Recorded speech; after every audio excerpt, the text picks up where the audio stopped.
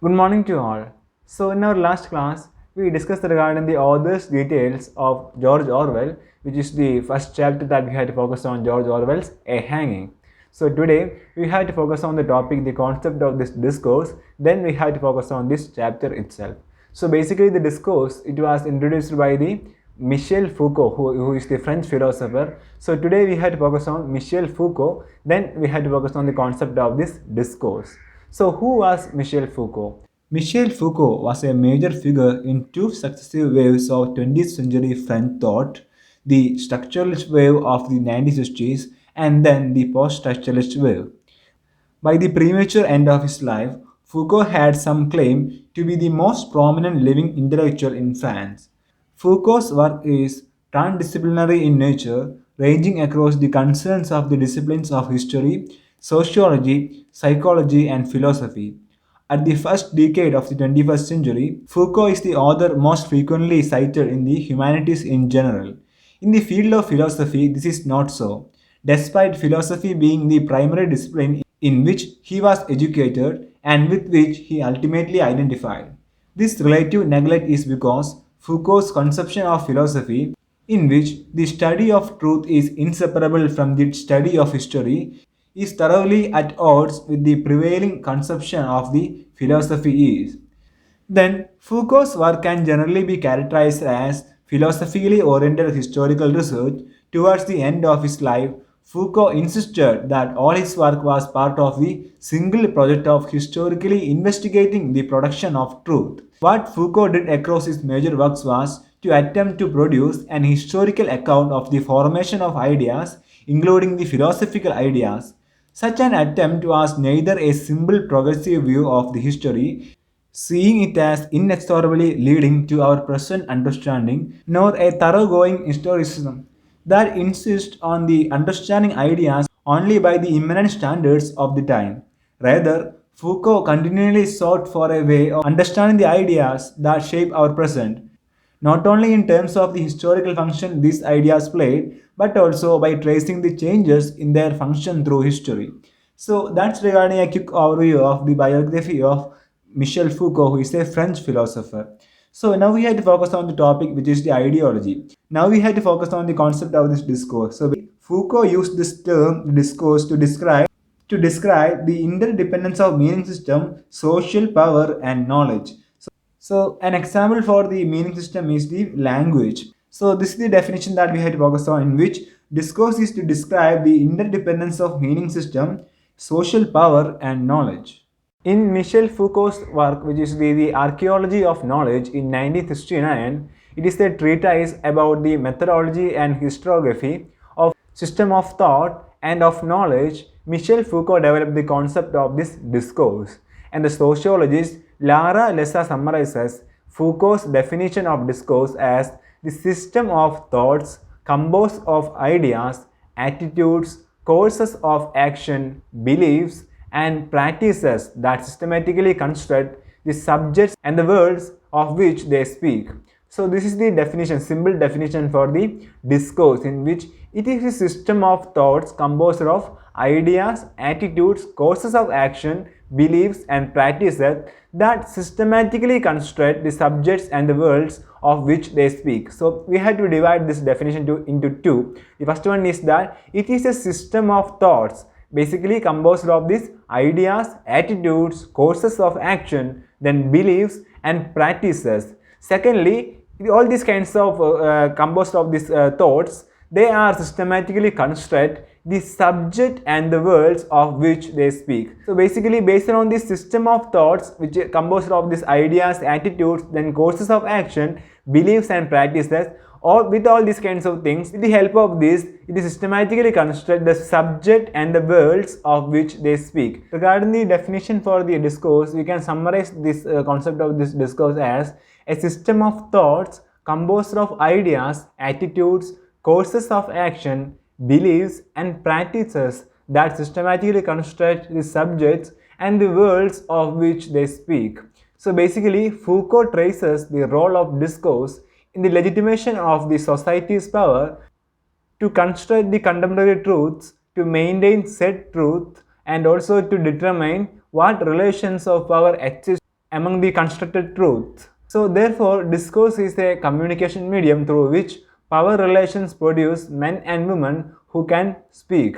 So basically regarding the concept of the discourse, it is related to the concept of this power also. So according to Foucault, the power is everywhere and also comes from everywhere. So in this sense, it is neither an agency nor a structure.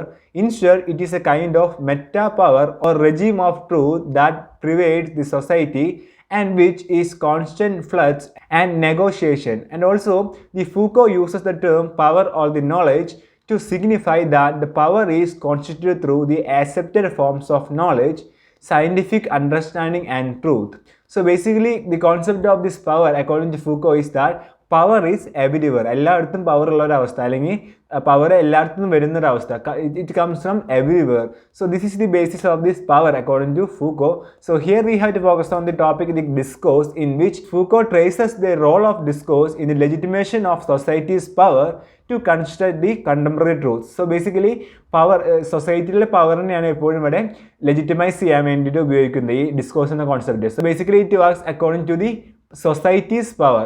So in our last class we discussed regarding an advertisement of a product. So basically it is a kind of beauty product. It generally means that it conveys an idea to establish the concept of this beauty endorsed by a dominant culture. So this means that the kind of this dominant culture's point of view or their interest is transmitted to the viewers or these kinds of subordinates. So ഇവിടെ നമുക്ക് അറിയാം ഈ dominant കൾച്ചറിൽ നിന്ന് എപ്പോഴും അത് subordinate കൾച്ചറിലേക്ക് പോകുന്ന ഒരു അവസ്ഥയാണ് ഇവിടെയും നമുക്ക് ഈ അഡ്വർടൈസ്മെന്റിൽ നമുക്ക് നോക്കാൻ സാധിക്കുന്നത്. So basically this is also a kind of discourse. So ഇവിടെ ഡിസ്കോഴ്സ് എന്ന് പറയുന്നത് എന്താണ്?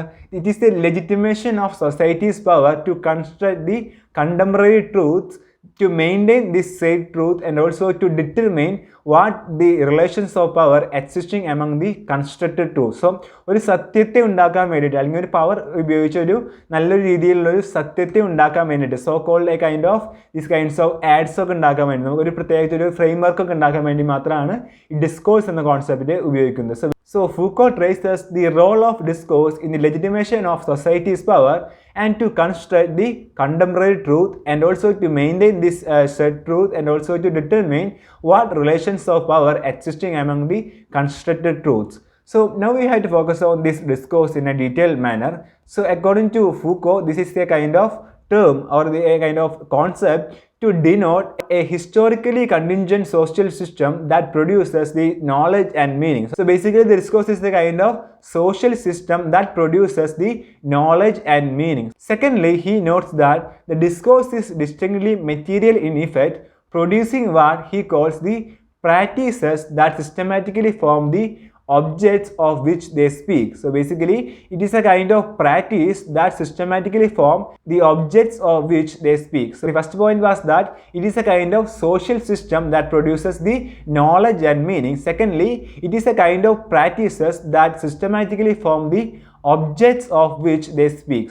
So this means that the kind of this discourse is a kind of practices that systematically form the objects of which they speak. So basically this means that it is a kind of practice to produce the systematically form of these objects of which they speak. So സൊസൈറ്റിയിലെ ഒരു kind of this power relation base ചെയ്തിട്ട് ഉണ്ടാക്കുന്ന ഒരു അവസ്ഥയാണ് എപ്പോഴും ഈ practice എന്ന് പറയുന്നത്. So basically practices that systematically form the objects of which they speak. Secondly it is A kind of practices that systematically form the objects of which they speak. Then third one is that the discourse is thus a way of organizing the knowledge that structures the constitution of social relations through the collective understanding of the discursive logic and the acceptance of the discourse as a social fact. So this means that the discourse is a way of organizing the knowledge that structures the constitution of social relations through the collective understanding of the discursive logic and the acceptance of the discourse as a social fact. So basically the discourse is related to the concept of this knowledge. So this means that the concept of the discourse is a way of organizing the knowledge which structures the constitution of social relations in such a way that through the collective understanding of the discursive logic and the acceptance of the discourse as a social fact. So this is the third point that we had to focus on under the concept of the discourse. So the first one was that the discourse, it denotes a social system that produces the knowledge and meaning. So knowledge അതുപോലെ തന്നെ ഒരു മീനിങ്ങും ഒരുമിച്ച് produce ചെയ്യാൻ help ചെയ്യുന്ന ഒരു കോൺസെപ്റ്റാണ് discourse എന്ന് പറയുന്നത്. So അതെപ്പോഴും ഒരു മീനിങ് കൺവേ ചെയ്യുന്ന ഒരു കോൺസെപ്റ്റാണ് ഡിസ്കോഴ്സ് എന്ന് പറയുന്നത്.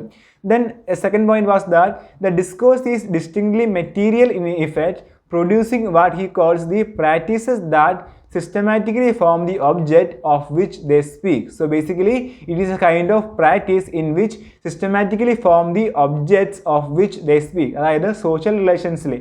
So basically it is related to the society, in which how the society, the power relationship in society is developed. So basically this means that the kind of practice in the society. So the first one was regarding the social system that produces the knowledge and meaning. Secondly, it is a kind of practice that systematically form the object of which they speak.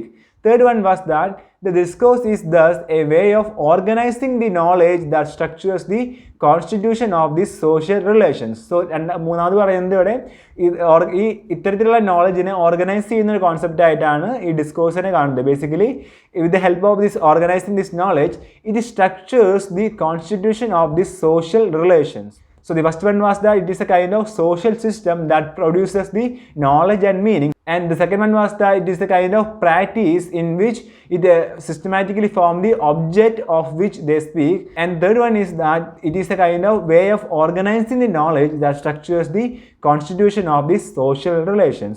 So basically the discourse is related to the concept of this knowledge and meaning, and also it is entirely related to the concept of this society, social relationships. Then however, the discourses are produced by the effects of power within a social order, and this power prescribes the particular rules and categories which define the criteria of legitimizing the knowledge and truth within the discursive order. So basically the discourses are produced by the effects of this power also, and also within this social order. So the fourth point is that the discourses are produced by the effects of power. So after these first 3 points, we have to focus on the fourth point, in which the discourses are produced by the effects of this power.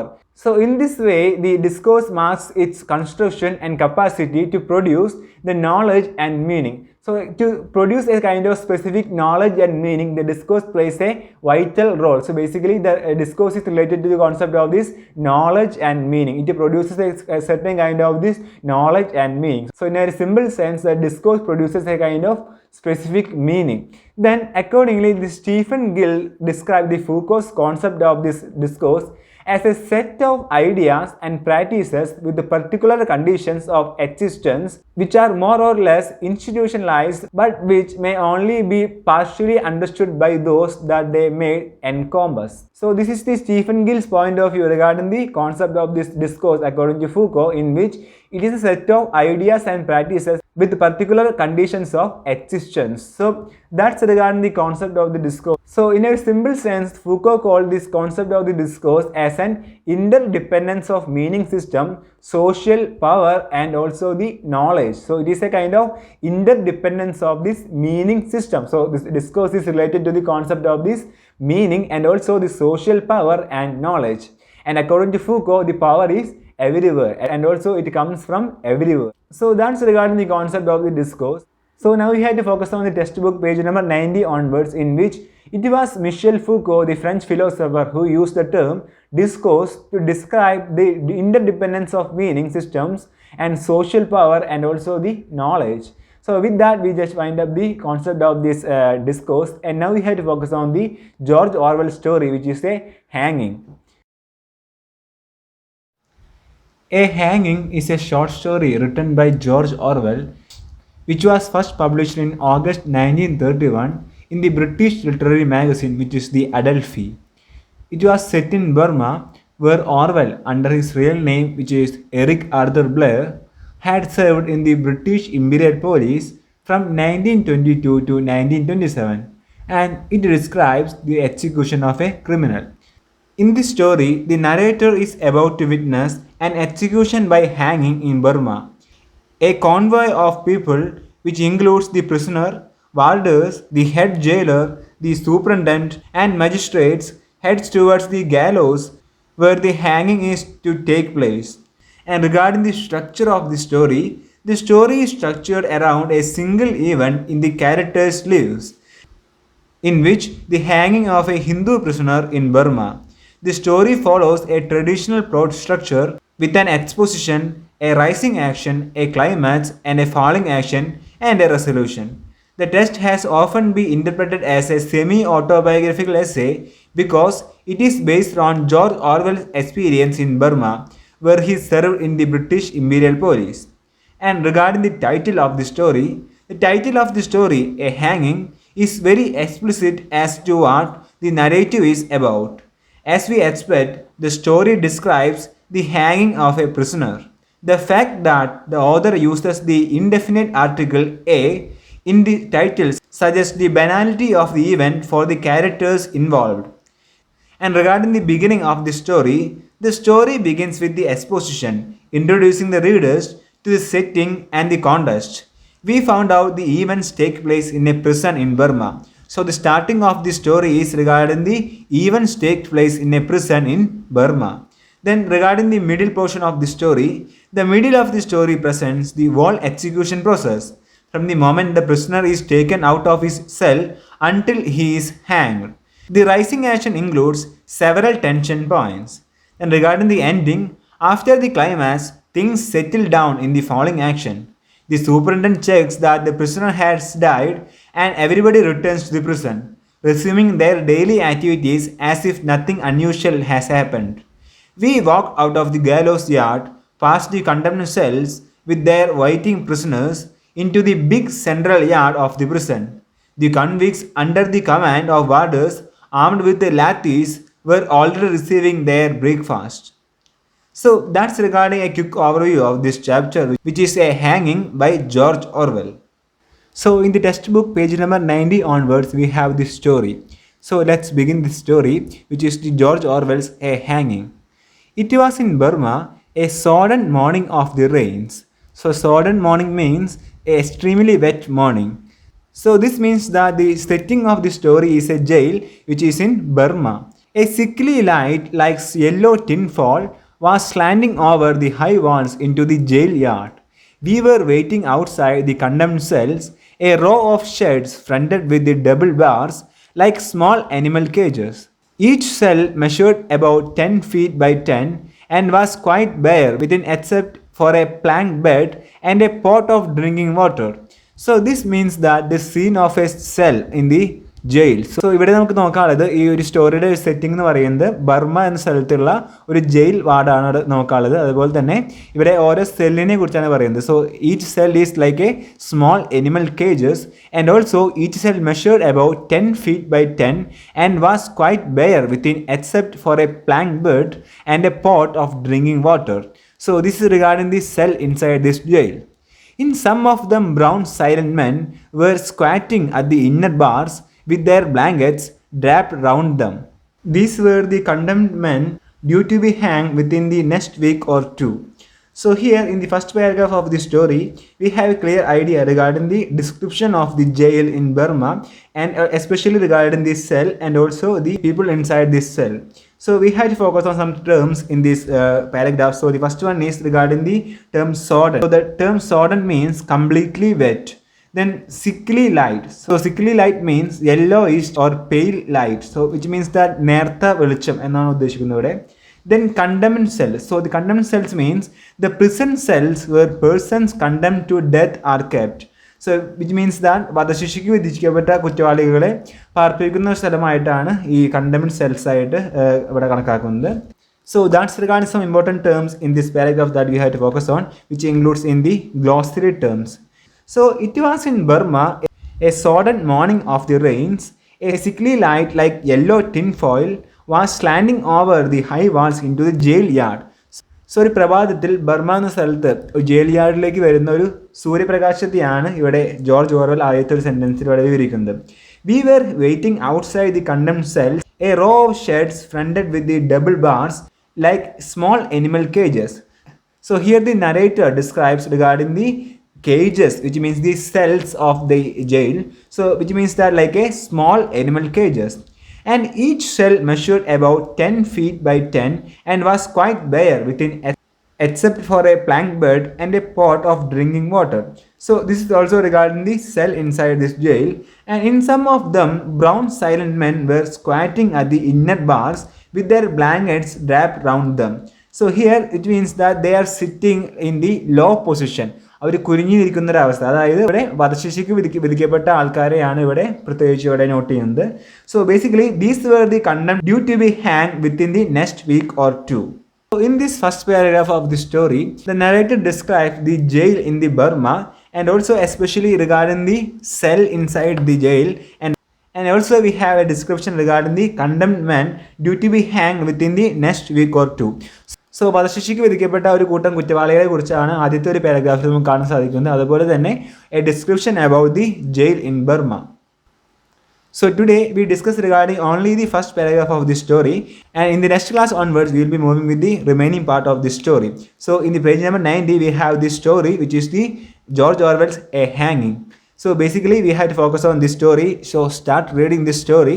So this is a very short story that we have to focus on the first chapter, the first main chapter in this module, which is the literature and ideology. We discussed regarding the concept of this discourse according to Foucault, Michel Foucault, and we started the chapter which is the George Orwell's A Hanging. So that's for today. Thank you. Happy learning.